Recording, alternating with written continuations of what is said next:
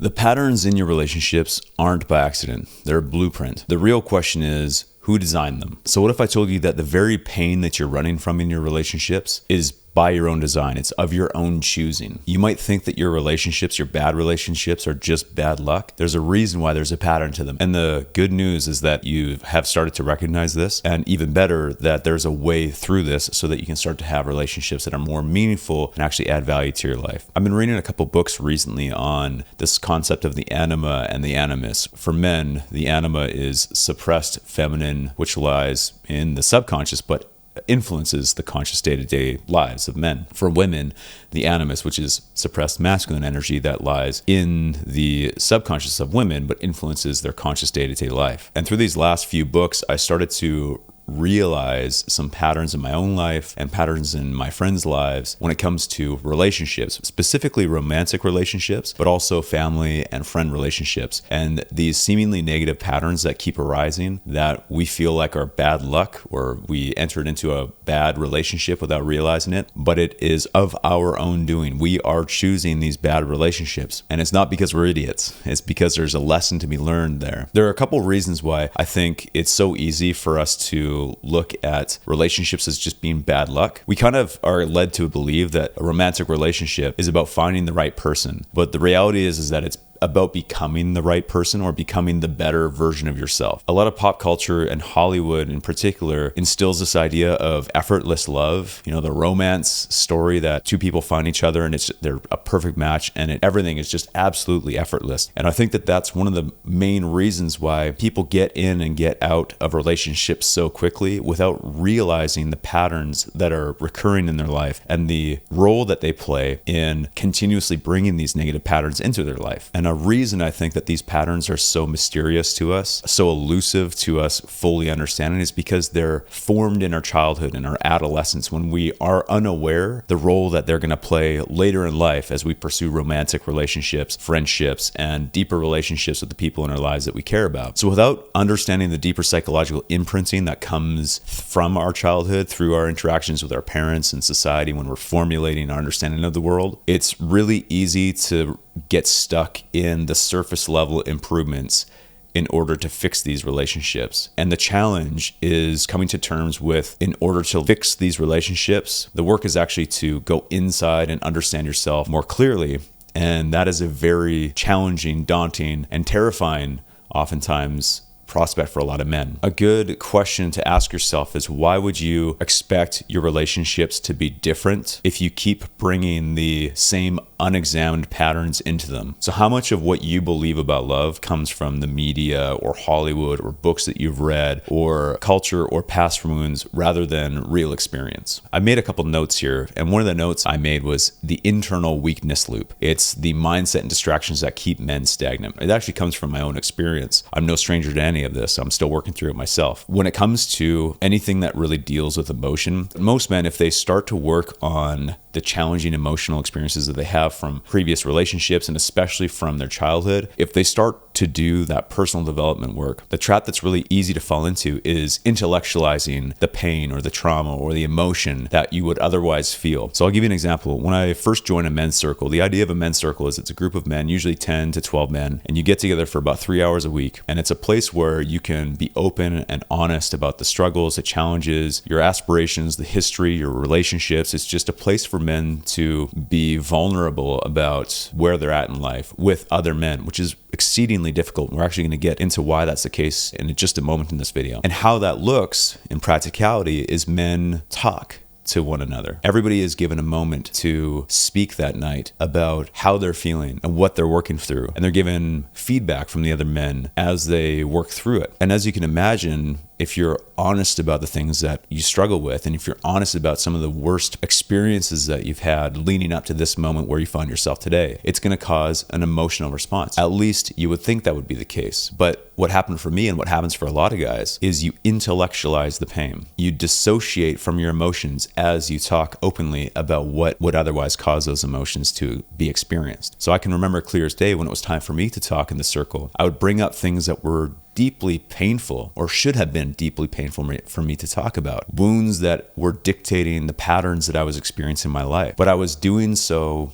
the same way I'm talking to you right now, completely rationally and no real emotion. In fact, I was dissociated from all emotion whatsoever. It was as though any emotion, happiness, depression, sadness, joy, frustration, all of those were turned off, and I was simply just moving my jaw and saying sounds, and those sounds just so happened to describe previous experiences or challenges. And I gaslit myself into thinking that I had some type of mastery over these circumstances, over my emotions, almost as though I was some perfect stoic. In reality, what was happening was these things were so charged that I was unable to shine a light on them. I was unable to experience them. All I was doing was taking them and passing them through as words as though I were a robot. And the danger is that it makes you feel like you're doing something about it. It makes you feel like you're working on these challenges, but you're not. In fact, what happens is if this were the line at which transformation happens above, you bring these things that are under the surface, dictating your day-to-day life,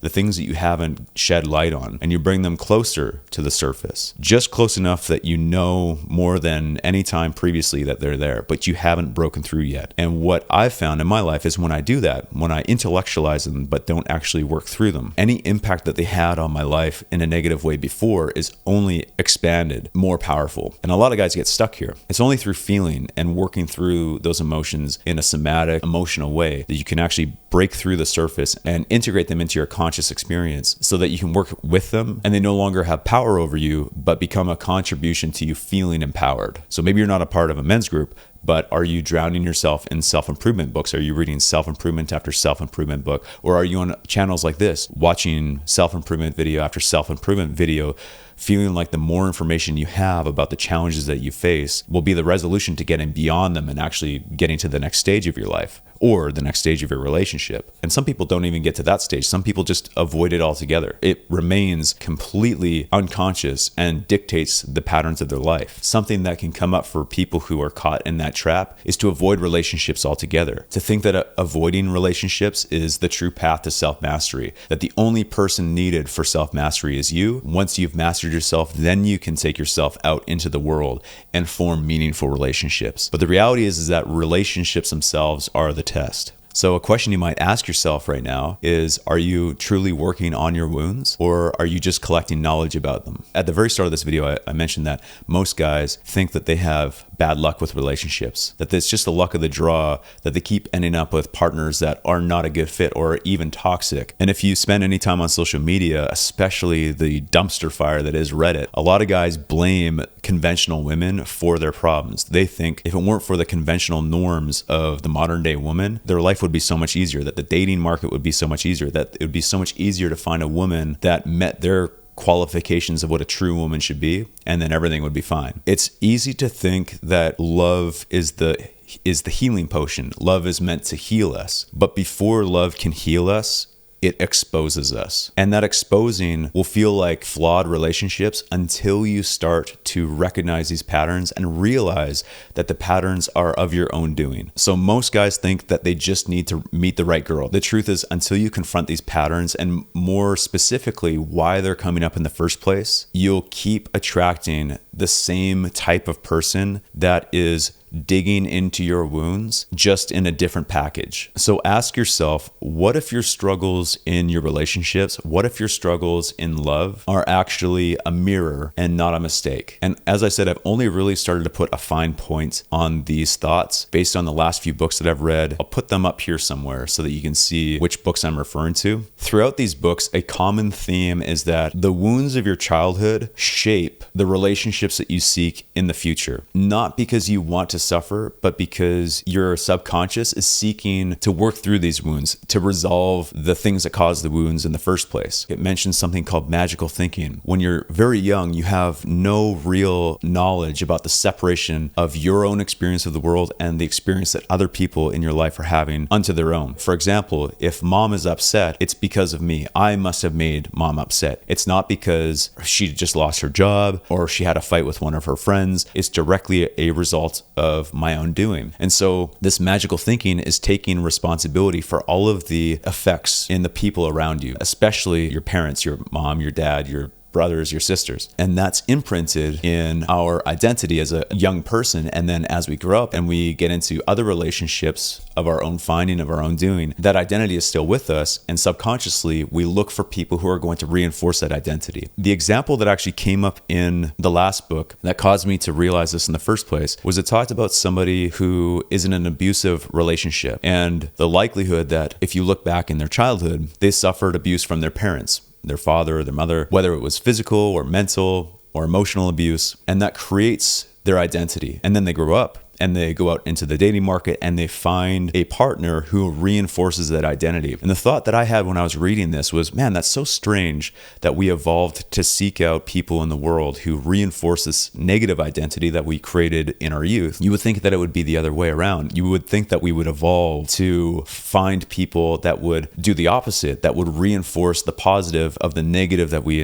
experienced when we were kids. But the more I thought about it, the more it made sense, because it seems that the subconscious is seeking out circumstances that recreate a past wound at a time in your life when the ego has been strengthened enough that you can work through that you can start to recognize the falsehoods. If we look at these as indicators of growth, opportunities for growth, then we can work through these and become a more genuine version of ourselves. It's really easy to think that this is a one and done, that once you realize this, oh, okay, well, this is going to be easy because now I just have to look for the perfect relationship. Well, that's just going right back to the same trap. It's saying, okay, well, now that I can recognize this negative pattern, all I have to do is look at the world through that lens and I'll recognize the positive pattern and then the cycle will be broken. But I really don't think it's that easy either, because relationships bring your deepest insecurities to the surface. It's not to punish you, but it's to offer you a chance to rewrite your story. And the way that you rewrite that story is when you make the conscious decision to stop looking outward for the solution and to start looking inward, to start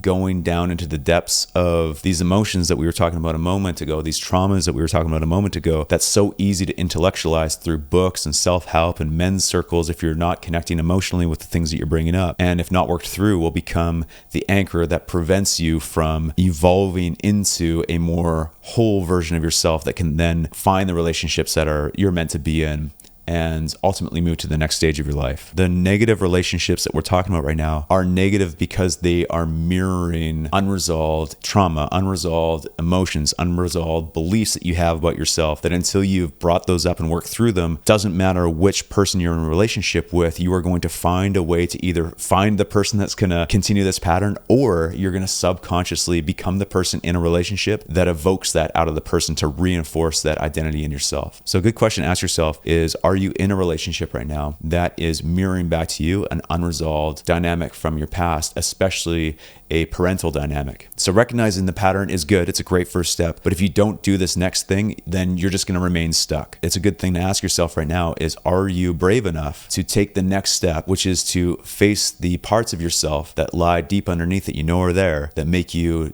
deeply uncomfortable? Because we're trying to get past these mistakes, right? Mistake number one, thinking that awareness is enough. Just talking about it is enough. Just reading about your issues is enough. And it's really not. And mistake number two is believing that a new relationship, the next relationship, is going to finally heal what only self-work, self-introspection can do for you, because it's not. And mistake number three, possibly the most insidious of them all, is confusing attraction with fate. Having great chemistry with somebody means that you're meant to be together, but realistically, chemistry just means familiarity, not compatibility. And when I say familiarity, I mean familiarity as in it's reinforcing that identity that we talked about moments ago that was formed by your magical thinking and what is really at the root cause of all these negative patterns that keep showing up in your relationships. So ask yourself, if every relationship that you've ever been has the same core issues, the same core challenges, what's the common denominator? So what should you do instead? Well, number one is start to recognize the patterns, but don't judge them. A good way to do this is on a piece of paper, write down the different relationships that you've had over the years, and then write out common themes, the feelings, the struggles, the beliefs you had about each relationship. Start to write those down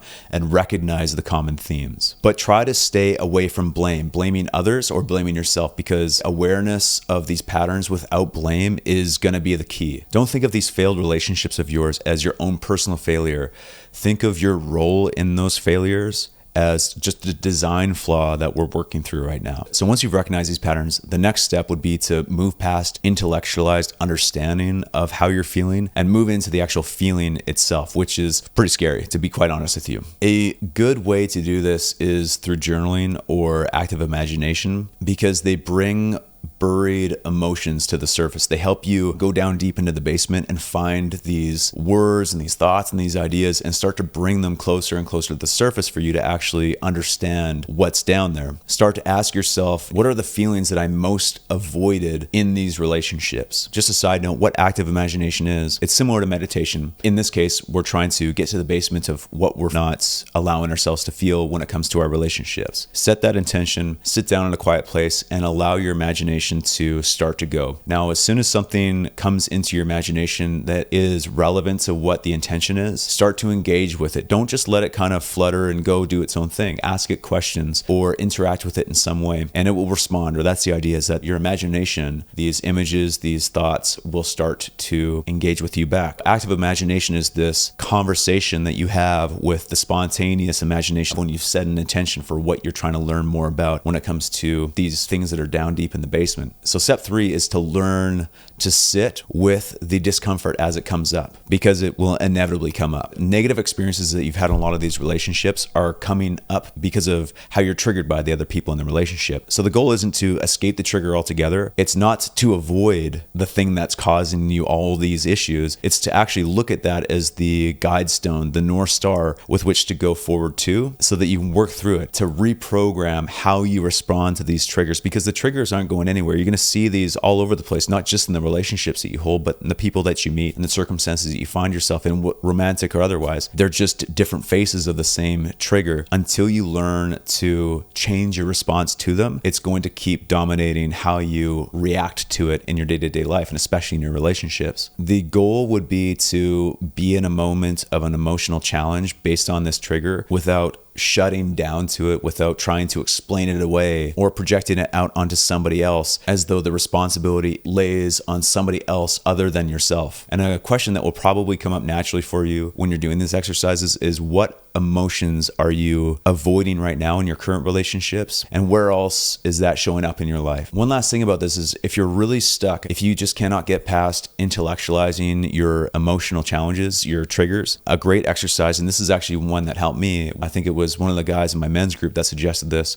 was I just kept talking about my problems. I just kept talking about my emotions, but I didn't experience the emotion. So I think the question that was asked to me, and I'm going to ask this of you right now, is, when you think about all the things that you're saying about these challenges or your experiences that should be causing you emotional grief but isn't, what's the one word that comes up to describe all of it? Whatever that word is, don't try to do anything other than just think about that single word. Close your eyes if you need to, and just let that word repeat in your mind, repeat in your mind, repeat in your mind, and ask yourself, what emotions come up when I think about that word? What memories come up when I think of that word? What is my connection with that word? What makes me wish that word was different in my life? And what this should do is, as you explore just that single word and try to do so with, as little judgment as possible, you should start to feel emotions come up from your core. The goal is to allow them to come up organically and not judge them and not try to push them away. Easier said than done, of course. But that's a pretty powerful exercise if you're really having a hard time getting past intellectualizing trauma, your grief, your challenges. Ask yourself, what is that single word that defines all of it, that comes up when I think about the totality of it? Ask yourself, what emotions come up? What thoughts come up? What images come up? What memories come up? What is my relationship to that word? Feel the emotions start to come up from your core. Have you ever felt that you are dating the same person just in a different body? And if you have, say yes in the comments below. It'd be interesting to see how many of you resonate with that statement. And what's one relationship pattern that you've noticed in yourself, whether it's because of this video or even leading up to this video, something that you've started to recognize in the patterns of the relationships that you've had in the past? I hope that this video helped at least a little. As you can probably tell, I'm working through this understanding as best I can right now. This video is an attempt for me to try to explain a different way of thinking about a concept recently as I was reading these books, as I mentioned. So I'll probably make follow-up videos as I think about this more, and as I hear from you guys. I'd love to hear your experience, of course. And if you feel like somebody in your life could benefit from this video, I'd love it if you shared it with them. I'd also love if you liked and subscribed, of course.